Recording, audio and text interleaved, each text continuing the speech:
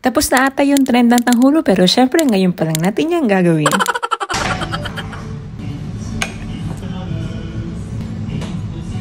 At yun na nga, kumuha tayo ng 4 tablespoons ng sugar at 2 tablespoons of water kasi konti lang naman yung gagawin natin. Ito naman yung stick na mas mahaba pa sa pasensya ko. What? Ayan, ready na siya. Ito lang meron sa bahay kaya ito na ang ginamit natin. Tapos sinet ko lang sa 30 seconds yung timer ng microwave. Paulit-ulit lang yung hanggang ma-achieve yung syrup consistency at slight amber in color. Yan na siya. Ginamitan ko rin siya ng kutsarita para ma-cover ko lahat ng grapes. Tapos lagyan na natin dito sa ice bath.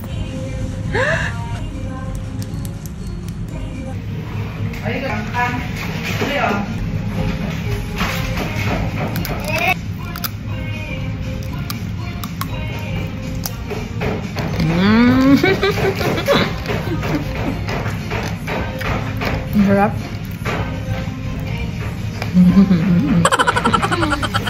Apa? Akala ko nga mag-fail to kasi unang try ko pa lang. Pero so far, di ba, okay naman siya. Sobrang successful. Ang lagkat lang ah. It's good.